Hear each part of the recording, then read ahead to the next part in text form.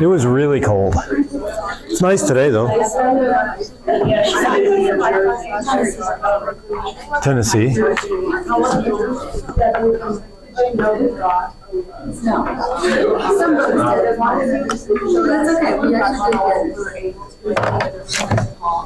Did you do well? Did you yell at people to tell them to roll a lot? Good. But I do that. How was your weekend? Not bad. Also cold. I had students. I did. Saturday I had students presenting at a conference in Barron, and they did a good job. And then Wasn't Aiden at that or something? Aiden and Abigail. You know Abigail? She's short. Has an identical twin. That's true. She's short and has an identical twin, physics student. But they both did well. They both presented research. I know. Why don't you guys just talk way louder so that it's harder for us to get started? That works for me. That is the best way to Is that sarcastic enough for you? Maybe I can be more. What? Maybe you could just talk over top of me, and then that would be effective. I mean, this is good energy for a Monday, you know? It's I do want a cookie. Actually good. You bring me was it in your pocket? No, it was in my hand. All right, that's fair. All right. Joking aside, no sarcasm. We do need to get going. We are starting new stuff today, so I don't want to waste a lot of time. To finish what we were just saying, yeah, my students presented on Saturday at Barron, and then Sunday we had a disc golf tournament. We were competing, but we didn't get the top two, and only the top two paid out, so it was a doubles tournament. But we did well. I think we were in the top 5 There you go. That's good. out of like 31 teams. Which course did you go to? Punderson in the Cleveland area, Punderson State Park in Ohio. That's where Elaine is from. That's where I'm from. All right. Oh, and then we're Punderson State Park. Punderson State Park. Never heard of it. wow, you're not a true Cleveland girl. All right, so today we are going to start talking about, I'm going to talk quiet because my voice isn't strained, but I don't want it to be.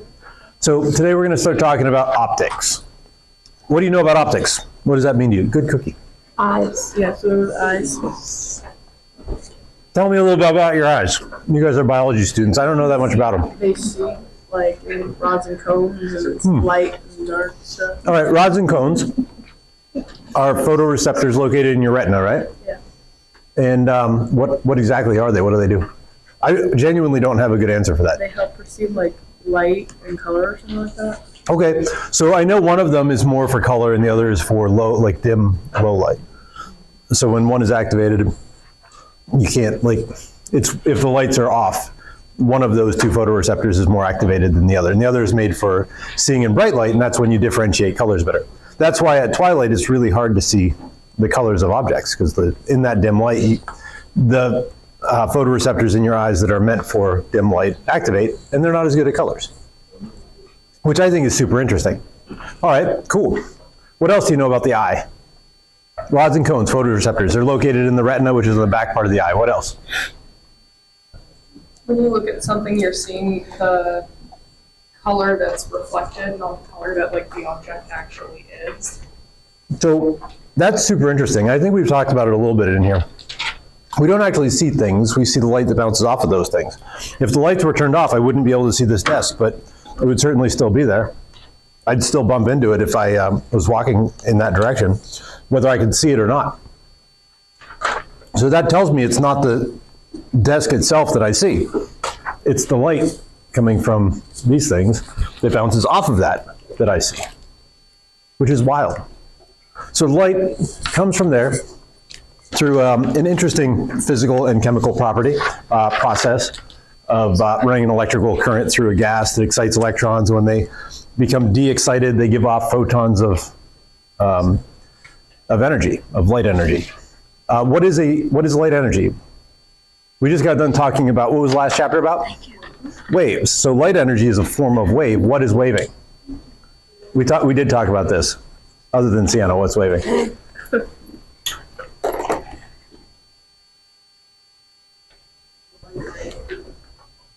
Like Well, light is a wave, what is doing the waving? Sound is a wave. It's air molecules that are waving back and forth, or wiggling or oscillating, however you want to say it. What's doing the wiggling in a light wave? Is it photons? Photons are little packets of light energy. So that's not what's doing the waving. It's a way for us to describe the movement of energy through, we'll get to that in a minute, but it's the movement of energy through little packets of light called photons.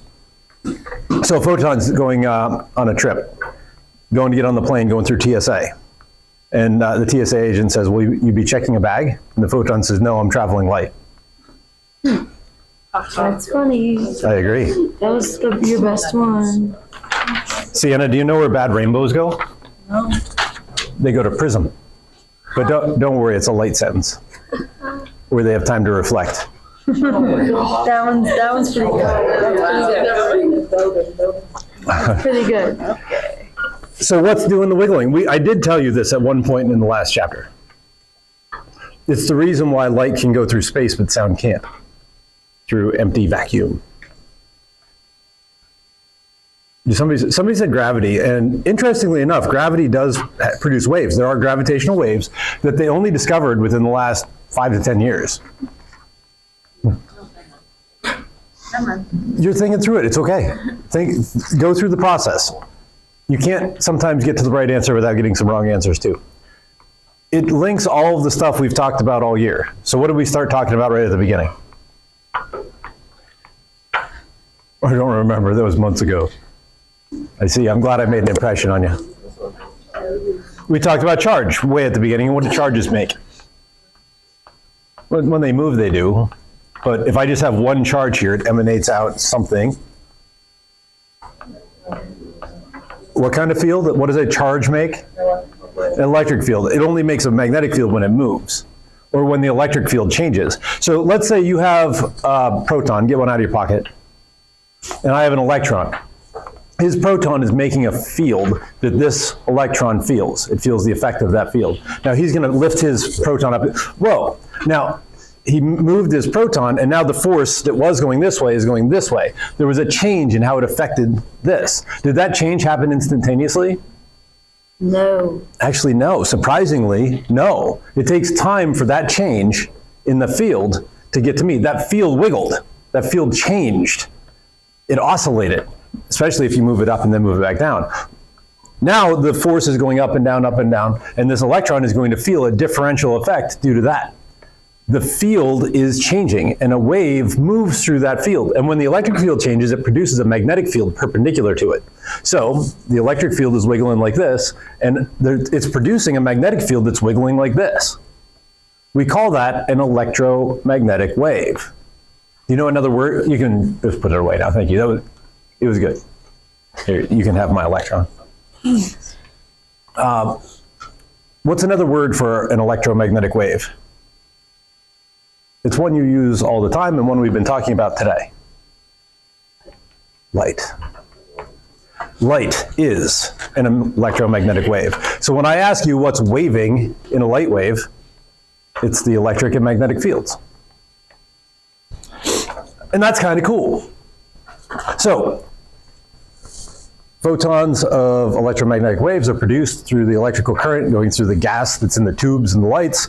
It emanates light waves out in all directions. It bounces off of the stuff in this room. And some of those light rays that come from that light source bounce off of a thing and go to my eyeball. What happens when they get to my eyeball? What's the first thing they encounter when they get to my eye? You're biology students. You took anatomy and physiology. You should know these things. Your what? The retina, which is in the back of your eye? That's the first thing they encounter? Oh, okay. What? The cornea. Not like my jokes, which are cornier. Is the cornea. I just came up with that one just now. That's pretty good on the spot. We'll give it All to right. you. So the cornea is the first thing they encounter. That's just the surface of the eye. It's in the front edge. The iris is the colored part. It's called an iris because it can get bigger and smaller. That's what an iris is. It's an aperture. Just like on a camera where you can change the aperture, that's what your iris does. It helps you to focus light as well. Kind of like a pinhole camera. Then it goes through a little like pouch of eye goo. I don't know what it's called, aqueous or vitreous humor. I don't remember which one it is. And then it gets to the lens in your eye. We're going to be talking a lot about lenses over the next probably 4 or 5 classes, maybe less than that, maybe 3 or 4 classes. We're kind of running low on classes. Then it goes through more eye goo. Again, either aqueous or vitreous humor. I don't remember which one is which. I'm not a biologist. I just teach an optics class, and optics, part of the eye.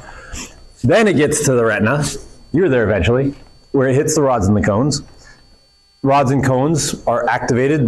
When light energy hits it, photons of light energy in various wavelengths hit it, activating either rods or cones, depending on the circumstance. And those transfer that light energy into electrical energy, and then what happens? So what? Well, not quite yet. We're not quite to the end of the train yet. So activating the rods and cones sends electrical impulses to where? How? Which one? The optic nerve. Where's the optic nerve attach? In your eyeball, that's true. It does attach to your eyeball, but where? On your retina, in the back of your retina. Now here's a really fun fact. This is really, really cool. On the back of your eyeball, where the optic nerve attaches, there are no rods or cones at that spot. So when light hits that part of your retina, can it activate rods and cones if there aren't any there? No. So can it send a signal from that light to your brain? No. It can't. So there is a spot in your vision where the incoming light doesn't activate rods and cones and doesn't send a signal to produce an image in your brain. Somebody said it's upside down. That's true because of the nature of the type of lens in our eyeball. The type of refraction that takes place as light enters our eye. The image produced on the retina is upside down. But our brain is pretty smart. Our brain is clever enough to flip that over, and I can perceive the world right side up, even though the image on the back of my eyeball is upside down, which is kind of cool too. But I'm going to show you a magic trick. I'm going to make your right index finger disappear. Everybody take your left eye and close it. Take your left hand and make the loser symbol. All right, you're going to put it directly in front of your right eye, with the other one closed in the L shape. Now make a goalpost at arm's reach, and somewhere in that range, your right pointer finger is going to disappear. You won't be able to see it. I see somebody got it. Did you get it? So sometimes you got to move it around a little bit to find that spot, but for me it's right here. Right here, I cannot see my right pointer finger. It's just gone. My eyes really low. My left hand is right in front of my right eye. Yeah. That's why you didn't get the thing right? Okay. So do I. Special. You got it? Isn't that wild? There's a spot where it literally just disappears. You can't see it. You just got to find the spot. At that point, where my finger was, the light coming into my eye that had bounced from the light onto my finger and then into my eyeball is hitting the spot where my optic nerve attaches to my retina. I get no signal, so I'm not able to see it. Why does your brain fill in that gap with what appears to be the background colors? Well, because evolutionarily, it doesn't make a lot of sense to have a black empty spot in your vision. It's distracting, if nothing else. We want to be able to see as much as we can, so having that empty spot in our vision doesn't help us, so our brain just covers it up, which is wild. That is wild to me. And it makes me think, like, philosophically, what else do I think I see but I actually don't? Like, what are my other blind spots in life? I like your reaction was great because you're like, Thank you. whoa, that was cool. So that's when I knew it worked. So I have at least one person in the room who vouches for me that it does work. You just have to find the right spot. Who got the finger to disappear? A few? A few? I'm lying. Am I lying? I think she's lying. I didn't pay you. Am I lying? You got it too, right? Okay. I swear. So it's normally about arm's length. And make sure that you're lining it up. It's right there for me. I cannot see my right hand, the top part of my right hand. Yep. It's not. Did you? Jake got it too. Yeah. Jake got it too. I can't see it. Yeah. When I interviewed for my job here at Mercyhurst, I was teaching a pre-lab lesson for Dr. Clint Jones. He was teaching a physics lab because they didn't have enough people, hence hiring me. But it was on optics, and I had a strip of paper with a little X and an elephant on it. And I said, I'm going to make the elephant disappear. And we did that trick, and it did. So you can find that online too. You can get little printouts with a little X and a little elephant, and you can make the elephant disappear the same way. What's that? Maybe, possibly. I don't know what that would be testing for, other than because everybody has a blind spot, but maybe testing the range of your blind spot. I really don't know what the test would be, but maybe. Another thing your eye doctor does test for that wasn't really on my notes to talk about today, but just because you brought it up, they make you look at a diagram with a bunch of colored dots on it, sometimes red, sometimes green. And if you can see the number inside, then you know that you are not red-green colorblind, as opposed to if you can't see it, it disappears, you are. That's because our eye photoreceptors detect only 3 different colors, but different wavelengths will activate those different colors in different combinations, which send color signals to our brain, which build the colors that we see and perceive. That's why if you look really close at most TV and computer screens, I don't know about the newest ones, but up into the 2010s, they all had pixels of one of 3 colors: cyan, magenta, and yellow. And all of the colors that we see and perceive are different variable ratios of those 3 sets of colors. Do you know why only guys are colorblind? No, that's more genetics than it is physics. I'm not 100% sure of that. I don't think it's only, but it's mostly. But I'm not 100% sure of that either. No, it is both, but it's mainly that. So, maybe. I think most forms of colorblindness are white. Yeah, there you go. Whatever's carrying it from generation to generation. I don't know the answer to that question, but it's a really good question. My grandpa was colorblind. As of yet, I am not. So hopefully that stays that way. I like looking at colors. I was gonna say, is that something? I don't know. I have no idea. I'm not that kind of professor. I think you're blessed. I hope I keep my vision and see all my colors. I do get hit from time to time. So, all right, let's bring this back around. We'll bring this back around. So, studying optics to me is really fascinating for a few different reasons. Reason number 1, most of the input I get from the universe around me is through my eyes. That's just how we are as human beings. Other organisms get their input from the universe in different ways. We get it mostly through our eyeballs. So understanding how that works helps me to appreciate the world around me a little bit better. A friend of mine in college was eating his lunch. Did I tell you this story? The Jell-O story? No. So his name was Mike. He's also friends with Dr. Diane Jones. We all went to college together. And he's eating his lunch, and he has got Jell-O in his lunch. And he's just looking at his Jell-O. And I'm like, Mike, what's wrong with you? It's like, I'm looking at my Jell-O. I'm like, I can see that. Why are you looking at your Jell-O? He says, there's a bubble in my Jell-O. And again, why does that matter? Who cares? And he's like, well, that bubble looks like it's right in the middle of the Jell-O, but it's really not. It's not in the middle of the Jell-O. It just looks like it is. And that's actually the truth. Because of the way light bends and then we perceive it, it wasn't there. It was somewhere else. But you wouldn't know that if you didn't study physics. You would just see it and pass it by. But that's a phenomenal thing. It's exceptional input on how our brains perceive the universe around us. That's why I think optics is super interesting. Also, the math behind optics isn't exceedingly taxing. It's not super difficult algebra. The hardest algebra would be like the 1 over r plus 1 over r equals 1 over r. That level of algebra, we have similar equations in optics, and that's about as hard as the math goes.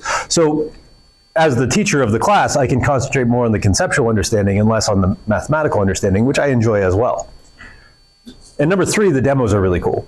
Like, we do some really neat demonstrations in optics, that's my favorite part of being in here with you. So all of those lead me to really enjoy this chapter. Light has an interesting nature as well, I guess. That's also kind of cool. This is just back to it just being kind of interesting. It's unlike anything else that exists. Most things are either energy or matter.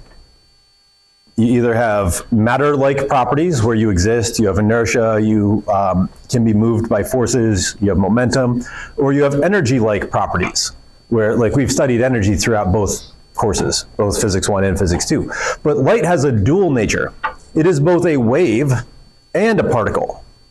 It behaves in ways that imply a particle-like nature. If you shine light onto a metal plate, that light can knock electrons off of the metal atoms.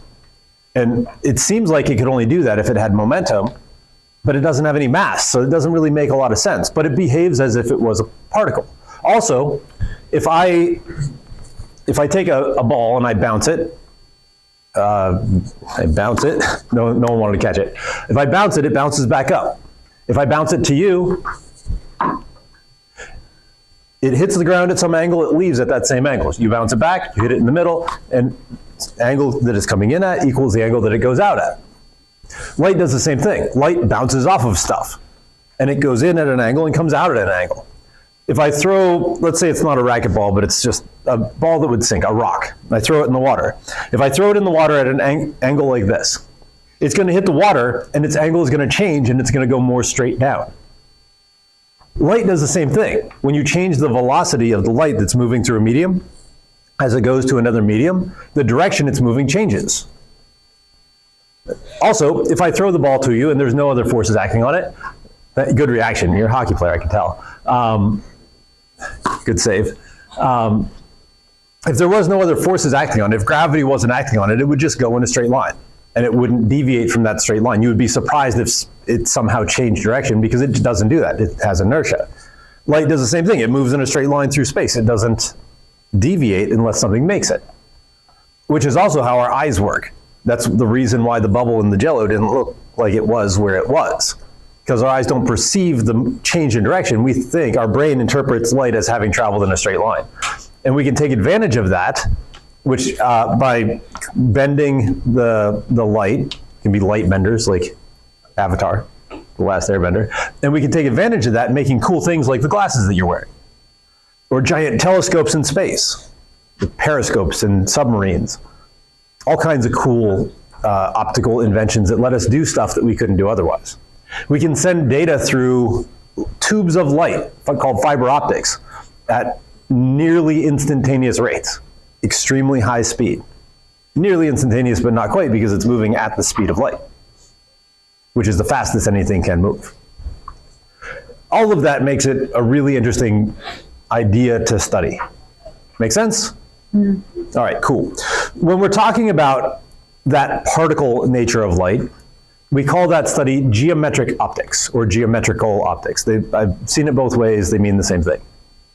It's where we use geometry to understand the behavior of light, because it's following patterns similar to those of particles. That's where we're going to start our studies, talking about the geometrical nature, or the like nature of light. And then we'll move on to studying the wave nature of light, which is called physical optics. And that's probably going to be the end of the semester by the time we're done with that. Mm-hmm. I know. It feels like we just got started. It does.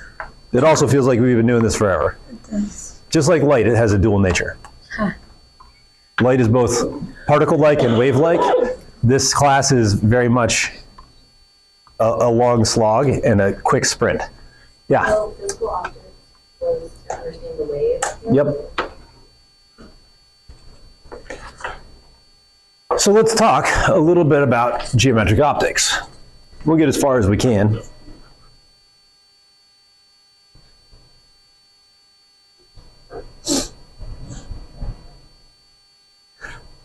That picture's right out of your textbook. I think, if I remember reading the caption in the textbook, that is the most reflective surface that we've ever made. Whenever light interacts with matter, it can do one of several things. It can bounce off, We call that reflection. It can pass through. We call that refraction. Or it can be absorbed and then re-emitted. We call that absorption. We are going to study two of those three. We're going to study reflection first, and then we're going to study refraction second. Reflection is when it bounces off. Now, you can make sense of both of those things, reflection and refraction, in terms of particle and wave nature. It gets a little bit more complicated when you talk about how waves refract and reflect, but because they spread out as well. So we are going to focus on the geometric interpretation with what we call light rays. A light ray is a straight line with an arrow on it that represents the path traveled by a light wave. It represents the direction of a moving packet of light energy, which is called a photon. P-H-O-T-O-N, photon.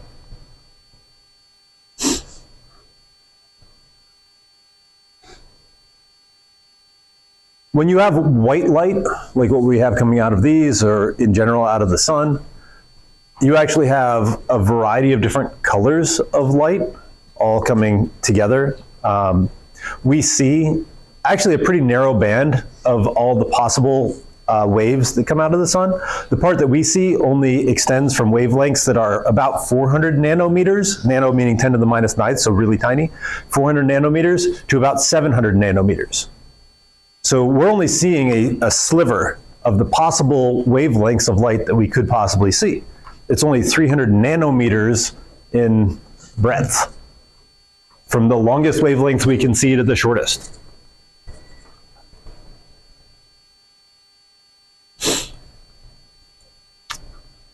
Yeah, this is what I just said. So, looking at light, there's a lot of different types of electromagnetic waves. Remember, light is an electromagnetic wave. There's a lot of different kinds that exist, but only a small chunk of that spectrum we can actually perceive with our eyeballs. We can measure those other things. We have telescopes that measure infrared, ultraviolet, radio waves, X-rays. That spectrum is broad. We're talking radio waves, which are up to kilometers in order of magnitude, down to gamma rays, which are fractions of nanometers. So it's going from the almost unimaginably small to the very large in wavelength. Just do it. Just get it done. Don't interrupt for a long time, quiet. Do you need me to open that for you? No. No. So sometimes people are surprised to see radio waves on this because they think, oh, the radio, I listen to that, that must be sound. Most college students aren't surprised by that, but sometimes I get somebody who's like, really, radio waves, that's light? But it is. When we transmit signals out, we are sending electromagnetic waves. It's light, but we can't see it. It's not in the wavelengths that our eyes can perceive. When you hear the radio station say something megahertz, that's their frequency of light waves that they're sending out. We say we're broadcasting because they're sending light waves out in all directions. Eventually the signal dies out though because it's moving in all directions, and I told you before that the intensity of the wave that it's sending out gets smaller at a rate of 1 over r squared, where r is the distance away you are, because the area that it's encompassing is getting bigger at that rate. Longer wavelengths for AM than FM. TV signals are a little bit shorter. Radar, when they invented radar just at the beginning of World War II, a guy named Hertz, Heinrich Hertz, I think was his name, he was making sparks on one side of his lab, and he was measuring the effect of that spark on the other side of the lab with nothing in between. And he said, well, I mean, there's no reason we couldn't send this farther. And if I send a wiggling signal, like when you were wiggling your proton up and down, if I send that out, if it hits something metal, the electrons in that are going to wiggle as well. And then they're going to send a signal back because they're wiggling and they're making electric fields too. And I can measure the field that it sends back, the waving field that it's sending back, that signal. That's how radar works. You wiggle your field, it wiggles the electrons in the metal, and that sends back another electromagnetic wave back to you. That's what radar is. Then we've got infrared. Infra means it's longer wavelengths or smaller frequencies. Then we've got the visible spectrum, which spans from, as I said, about 700 to about 400. One of the funniest things, so as you may know, I'm kind of a huge nerd, and one of the things nerds like is Star Trek, and that's true for me. I was watching Star Trek The Next Generation, and the captain asked the engineer, Geordie LaForge, played by LeVar Burton from Reading Rainbow, he said, scan for the enemy. I don't remember exactly what he said. He told him to go scan, and he says, I'm scanning from 400 to 700 nanometers. And it made me laugh out loud because so am I right now. I am currently scanning from 400 to 700 nanometers just by looking around, because those are the wavelengths that I'm taking in. He was just saying in a fancy way, he was just looking for it. I thought that was really funny. I don't know if it was a joke per se or they just wanted to sound cool, but I thought it was fun.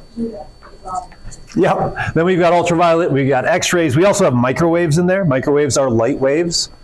They're light waves that are particularly reactive to water. That's why a microwave oven heats stuff up. You send wiggling electromagnetic waves into your food. The water molecules in your food get oscillated by that wave. And when you wiggle them around, they're moving. Temperature is just the average kinetic energy of a molecule, right? So if you start moving the water molecules around, you heat it up. That's how your microwave works. And gamma rays, which made the Incredible Hulk. That's all I got to say about that. As I said, you can describe both of the phenomena we are going to talk about, both reflection and refraction, in terms of waves or particles. The bottom part, you can't really explain. On the lower left is something called diffraction. And believe it or not, light does that. When light encounters a corner, it actually does bend around that corner. But it happens so little on a large scale that we don't perceive it very much.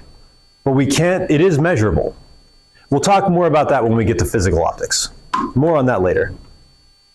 We're going to talk about that top one, though, probably not today, but probably on our next class.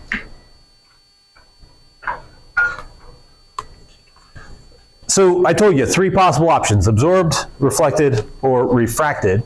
We're going to talk about reflection right now. The law of reflection is actually super easy. If a light ray is coming in, it's going to bounce out. And it's going to bounce out at the same angle that it came in at. We measure that angle with regard to the normal of the plane of the surface. So normal means perpendicular to.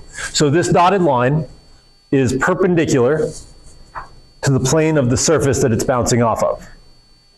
Whatever angle the light ray is coming in at, that's called the angle of incidence, theta sub I, will equal the angle of reflection, theta sub R. Make sense? Pretty easy.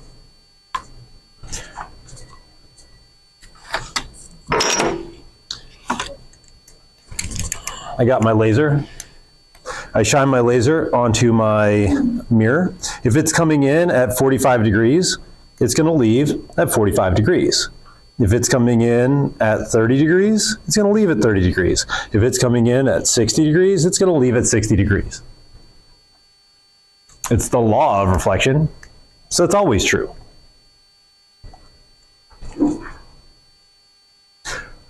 This is just kind of neat. It's a cool geometric thing you can do, I guess.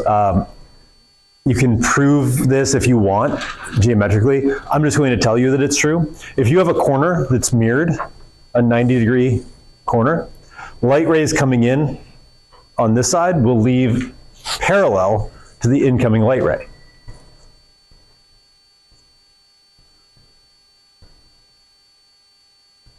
That's just kind of neat.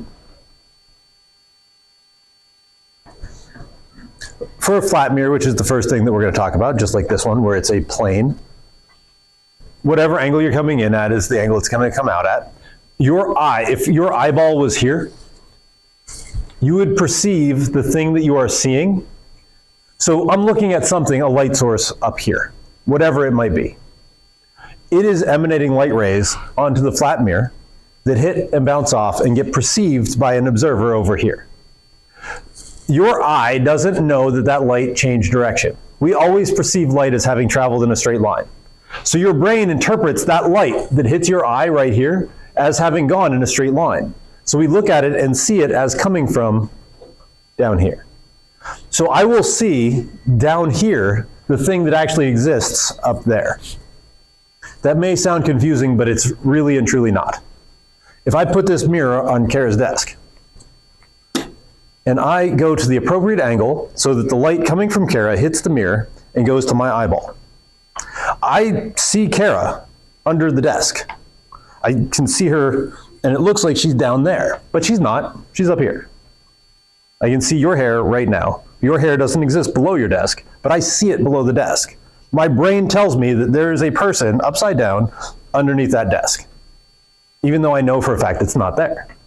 I'm seeing the light from the top of your head hitting that mirror, coming to my eye, and it looks like it's as far below the mirror as she is above the mirror. Does that all make sense to you? It's an image of her produced, not really her. The object that I see is the source of that light. The image is what I interpret what I see. So, terminology. Make sense? All right, cool. If I look at myself in the mirror, I see me over there on the other side of the mirror, and the me that I see is as far behind the mirror as I am in front of the mirror.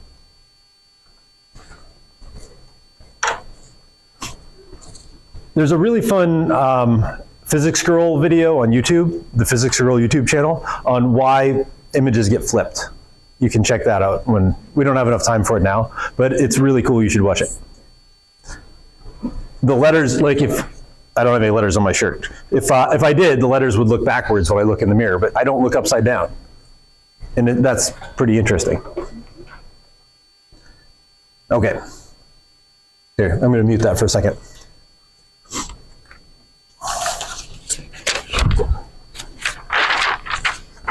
I have a mirror right here.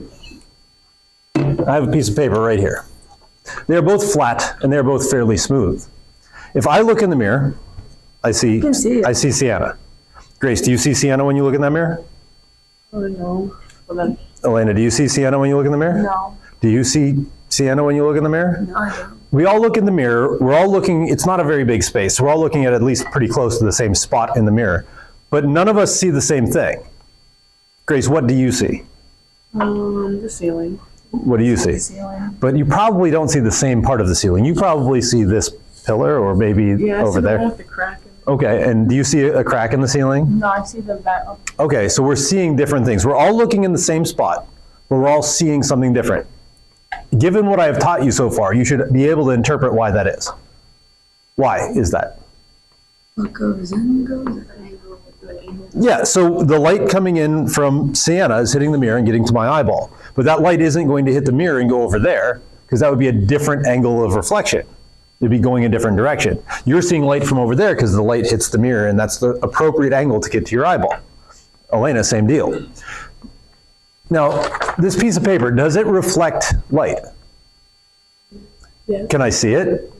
I can, yeah, I can see it. So therefore, it is reflecting light. It's not making its own light, so it must be reflecting light so that I can see it. And it's white paper, so it's reflecting most, if not all, of the wavelengths that I can see as visible light. But when I look at this, let's look right there. What do you see? I see GB as well. What do you see? Elena? Wait, LGB. Grace? That's you wrote that. I remember. You borrowed my pen and you wrote it. I picked the red one because it was obvious. All right? We all see the same thing when we look at the paper. We all agreed that it is reflecting, but it's not, I think we can agree it's not reflecting the same way as the mirror did. Because at the mirror, when we all looked at it, even though we're looking at the same spot, we're not seeing the same thing. But with the paper, we're all looking at the same spot and we're all seeing something different. Why? What's the difference between the two surfaces? The paper is absorbing light, not. It is likely absorbing some of the light, but it is also reflecting enough that we can see it. So you're on the right track. Your thought process is good. What else is different about paper and the mirror? Material. Made out of different stuff. And what is the paper made out of? Remind me how paper is made. Trees. It is made out of trees, but it doesn't look like a tree. What do you do with the tree? Chop it down. Well, you do chop it down and you kind of grind it up a little bit. You take the fibrous bits of tree and you sort of weave them together. Have you ever looked at paper zoomed in on like a microscope? No. It's actually, you should, it's pretty neat. You can actually see the individual fibers. Maybe look it up on the internet. It's actually really neat. Would you describe that when we zoom in on it really close as being a smooth surface? No, it's rough. It's very rough. It's very bumpy. The glass probably is smooth, even down at a very small, close level. So, if I have a smooth surface, and I have light rays coming in that are parallel to each other, how are they going to leave? Same angle. If they were parallel to each other before, they're going to be parallel to each other afterwards. Now, you told me the paper was not smooth. Hold on, just before I move on. That's because the normal is always the same, right? When you draw that dotted line for the normal, they're coming in at some angle, they're leaving at the same angle. They've got to. For a bumpy surface, I've got my light rays coming in that are parallel to each other.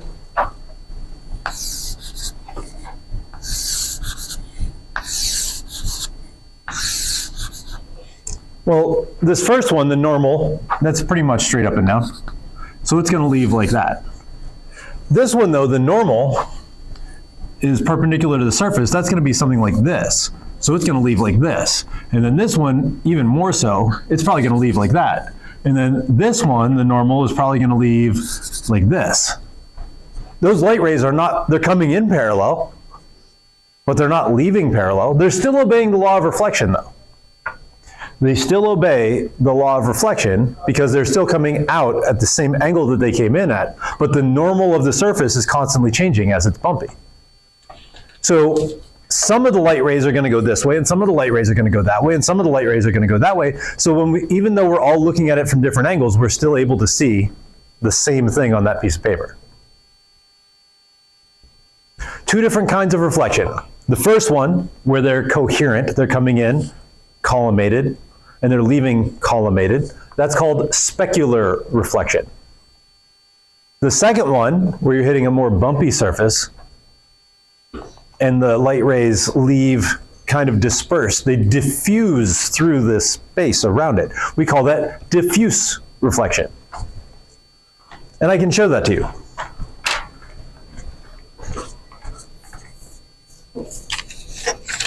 Gotta find my laser.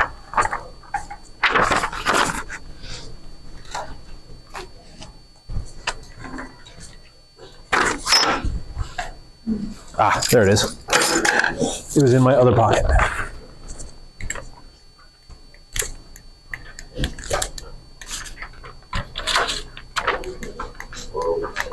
Don't be scared. Don't be frightened, it'll be okay. I've got in my left hand right here, I'm holding it up, a mirror. I've got my laser in my right hand, it's right there. I shine the laser, if I shine the laser right on the paper, it should, come on, work. It barely works, but it works. Okay, it's making a dot. If I shine the light on the mirror first, it's hitting the mirror and bouncing, and it makes a dot. We actually see several dots on there because of something we're going to talk about later called diffraction, not refraction, but diffraction, thin film diffraction. But either way, it's still cohesive. We're still getting a red dot. Can you guys in the back see that? I don't know if you can see it or not. Don't believe it. It's got to be true. Come on, work. Single dot. We got a dot coming in, we got a dot going out. If I shine the light onto the paper, I still get red on my paper on the bottom. It still does reflect the red light, but it reflects it as sort of a blob of red light, not a dot, not a single dot like it would be if I shined it directly, but come on. Keep working. There we go. But a whole blob of red light. It's diffusing, it's spreading out. That's diffuse reflection. Specular, same input as output.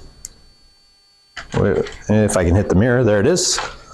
And then diffuse is when it spreads out. What do those two things mean? What is specular again? And then diffuse? Where it spreads out. All right, cool.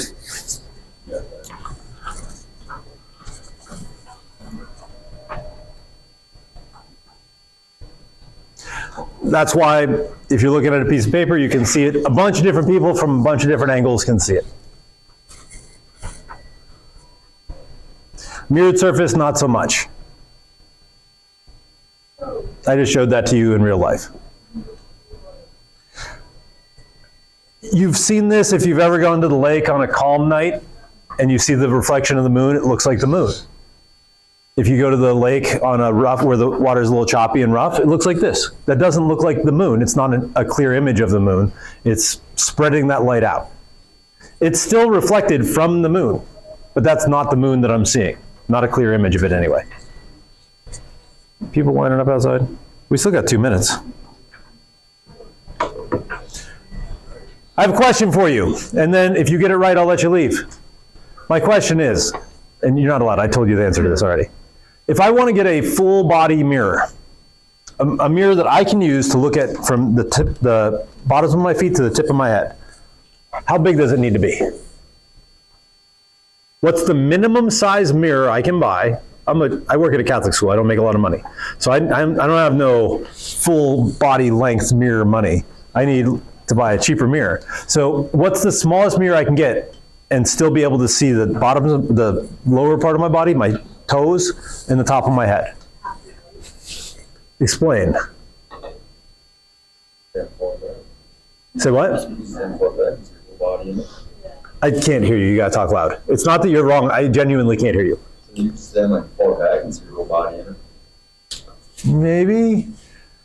Not if it's too small. I don't think there's any distance. Where'd that mirror go? I don't think there's any distance that I could stand as long as it's flat. I can change the angle, but if I can't change, if it's attached to my wall, I don't care how far back I stand. I don't think I can see my whole self in this mirror, because that's not how angles work. We're supposed to have this because the mirror on the PowerPoint we're supposed to have. Use your concept. Explain why given physics. I forget the technical term, but the incoming light is, Angle of incident. yeah, it'll leave at the same angle as the other one, so we draw that line in the middle. So if light is coming from my foot, this is a really good test question, so I would listen if it was me in the audience.